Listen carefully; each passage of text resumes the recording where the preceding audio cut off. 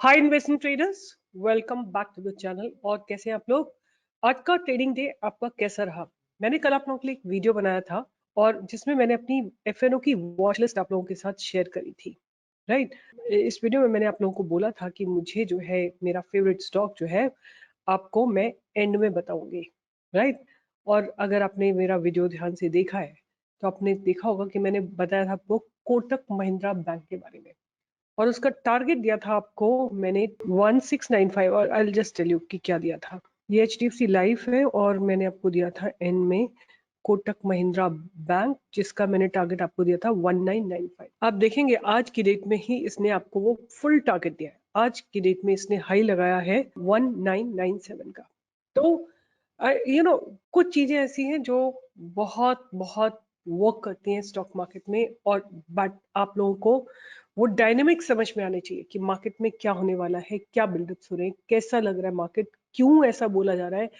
अगर आपको समझ में आएगा आप डेफिनेटली पैसा बना पाओगे। मैंने आपको दिया था Crompton Greaves, right? Crompton Greaves ने देखिए आज बढ़िया ब्रेकआउट दिया है। हमारा बाय का लेवल था 350 पे और इसने जाके 359 का हाई लगाया। छोटे से स्टॉक में 3% का मूव अच्छा खासा मूव माना जाता है। It's not a bad move. अगर आपने इनमें से किसी में भी पैसे बनाए हैं, आपने अगर पैसा बनाया है क्रॉम्पटन ग्रीव में या आपने पैसा बनाया है कोटक महिंद्रा बैंक में, जिस भी स्टॉक में आपने पैसा बनाया, आप लिखिए कमेंट बॉक्स में that you made money and give a thumbs up, like, share and subscribe. आप लोगों का सपोर्ट इस चैनल के लिए बहुत इंपॉर्टेंट है। The whole objective why we do this entire research so that you all can make money. आज बात करेंगे कि निफ्टी में हुआ क्या है, मार्केट में क्या हुआ है। तो मार्केट ने आज जो सबसे ज्यादा मूव हुआ है वो आया प्राइवेट बैंक में। प्राइवेट बैंक में जो मूव आया है वो आया है Kotak bank and HDFC bank के चलते ही आया है। फिर निफ्टी ने अपने पास्ट बैरल्स को ब्रेक करा है और एक अच्छी मतलब ब्रेक करके ऊपर ही क्लोजिंग दी है। हालांकि there has been some reversal. Nifty financial services index ने अच्छी खासी क्लोजिंग दी है। ऑटो थोड़ा लोअर लेवल से रिकवर कर रहा है। Pharma is trying to recover and bank Nifty आके एक सपोर्ट जोन पे खड़ा हुआ है, राइट? एक बार देखते हैं निफ्टी में क्या हुआ। तो निफ्टी में देखो, निफ्टी गैप अप खुली, वहां से नीचे आई और फिर प्राइस रिजेक्शन हुआ है। आप छोटे लोअर लेवल पे अगर इसको देखोगे तो Nifty open somewhere little gap up, वहां से नीचे आई, डबल बॉटम लगाया और फिर वहां से ऊपर गई। तो निफ्टी में भी थोड़ी लोअर लेवल से बाइंग आई है और इसका एक रीजन मुझे पता है, वो मैं आप लोगों के साथ शेयर कर सकती हूँ। And the reason is that what I have heard about कि India's retail inflation has hit low, right? 3 point, it's at the low of 3.61%, right? That's one point that I wanted to share with you. हाँ, so ये एक बहुत बड़ा reason था कि अभी जो है इन्फ्लेशन काफी अंडर कंट्रोल है और इन्फ्लेशन कंट्रोल होने से निफ्टी में एक बाउंस आता हुआ दिखाई दिया। तो एनीवे आज कौन से सेक्टर्स ऐसे थे जो बहुत स्ट्रेस में थे? तो IT was, because of the fear in the US market, IT was under great stress. Reality again got little stress, media was under little stress, PSU banks were under little stress, right? तो थोड़ा ये plus minus चले जा रहा है। But anyway मुझे क्या लगता है कि कुछ स्टॉक्स में बहुत अच्छे डेवलपमेंट्स हो रहे हैं और they are showing a lot of resilience. जो मेरा फेवरेट स्टॉक है मैं आपको एंड में बताऊंगी, बट बाकी जो मैं शेयर कर रही हूँ 3 स्टॉक्स, वो भी वीकली चार्ट पे बहुत बहुत शानदार लग रहे हैं। तो सबसे पहले जो स्टॉक जिसकी मैं बात करूंगी, मैं ऑलरेडी आप लोगों को दे चुकी हूँ, यूट्यूब में ही इसके लिए पूरा वीडियो बना चुकी हूँ, विच इज गेब्रियल। गेब्रियल मैंने आपको दिया था 505 या ऐसे कहीं पे बाय, यहाँ पे कहीं पे बाय दिया था आपको 461 के आसपास आपको बाय दिया था और ये अब दोबारा से एक फ्रेश ब्रेकआउट के लिए तैयार है। आप इसमें बाइंग की अपॉर्चुनिटी को ढूंढ सकते हैं 541 को। मैं इसके फंडामेंटल्स आप लोगों के साथ स्टडी नहीं करूंगी because I am already done it, right? मेरे हिसाब से जो मुझे क्यों ये अच्छा लग रहा है स्टॉक, ये वीकली चार्ट में बहुत अच्छा लग रहा है। वीकली अगर आप इसका टाइम फ्रेम देखोगे ना, तो let me just show it to you that weekly chart अगर आप इसका देखते हो, सबसे पहले तो एक ये कंसोलिडेशन जोन है इसका, right? This is a consolidation zone. तो अब हमें क्या लगता है, what I can really see is कि इवन यहाँ पे 542 पे आपको एक बाइंग मिलेगी और इसमें टारगेट्स, आपको पहला टारगेट आता हुआ दिखाई देगा 560 का। और एक और चीज मैं आपको दिखा सकती हूँ कि प्राइस ना लगातार ऊपर ही शिफ्ट हो रहा है, एक लगातार एक अप ट्रेंड में ही प्राइस शिफ्ट हो रहा है। तो मुझे गेब्रियल अच्छा लग रहा है, आज की डेट में भी अच्छा लग रहा है और पीछे मैंने जब दिया था तब भी आपको अच्छा लग रहा था और वहां से इसने अच्छा खासा आपको 10 12 15% का मूव दे दिया है, राइट? तो that's one stock, and I'm not going to study its fundamentals. Please go and study yourself because I've already done this in a YouTube video. अगर ये स्टॉक इस ट्रेंड लाइन पे कहीं गिरता है, आप इसमें और एक्यूमुलेट कर सकते हैं, और ये वीकली चार्ट है।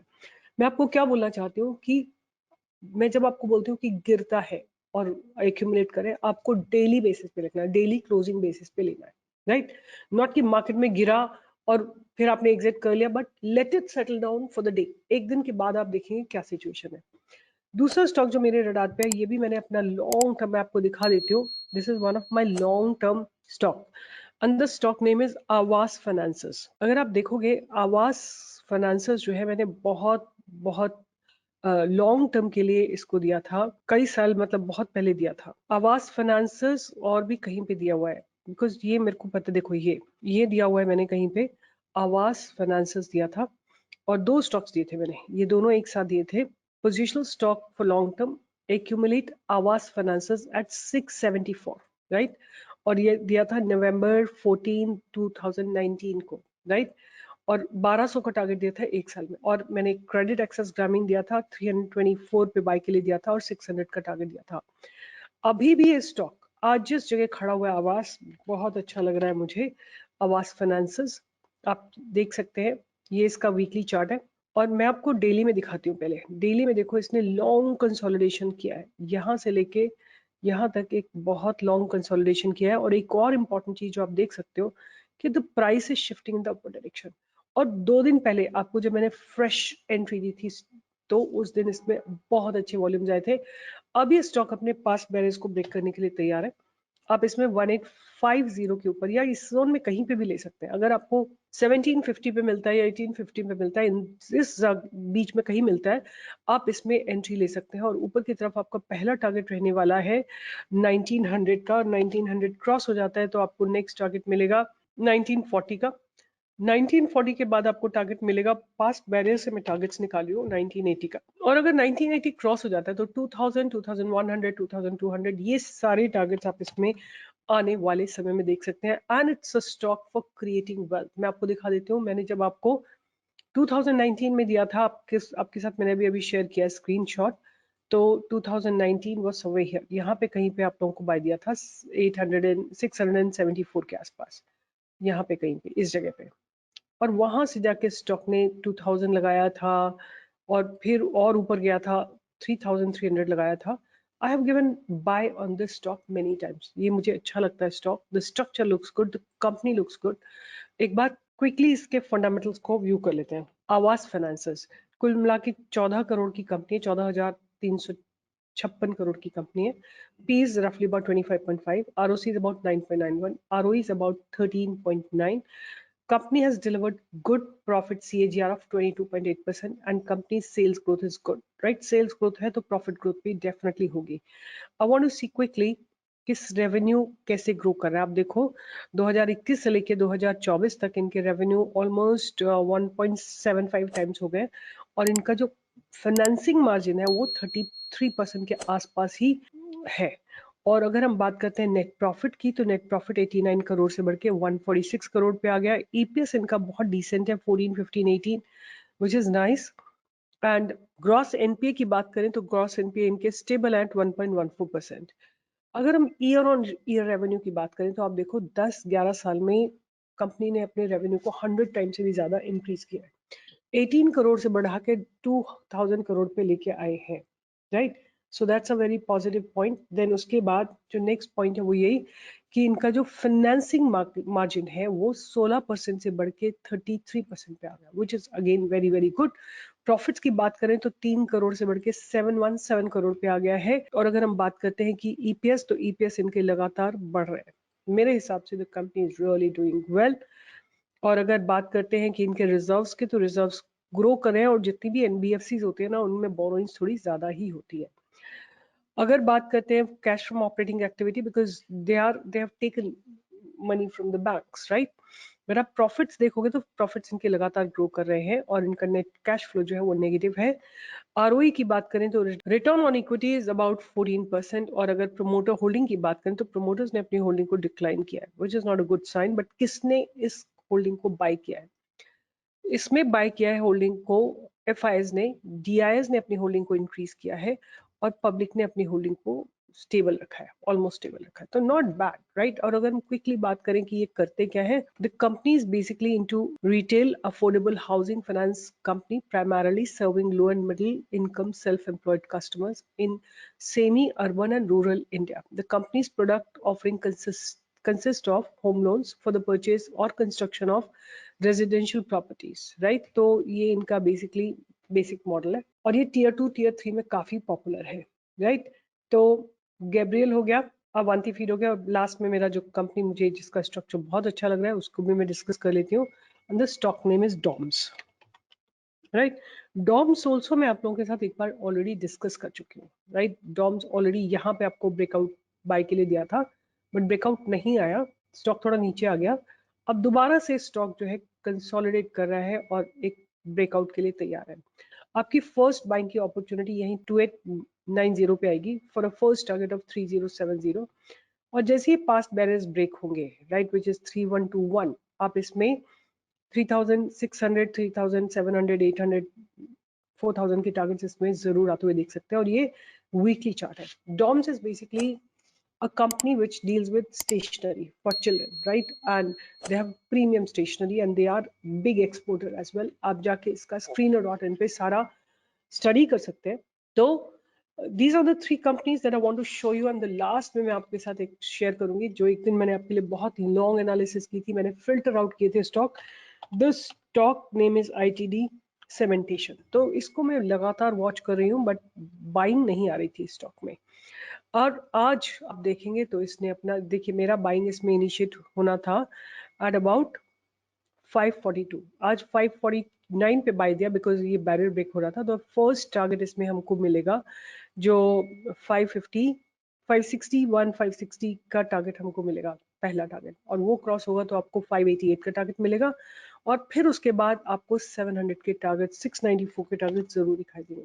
और 694 क्रॉस हो जाता है तब आप इसमें ऊपर की तरफ 720, 750, 760, 780, 800 ये सारे टारगेट्स आपको जरूर आते हुए दिखाई देंगे आईटीडी सेमेंटेशन, राइट।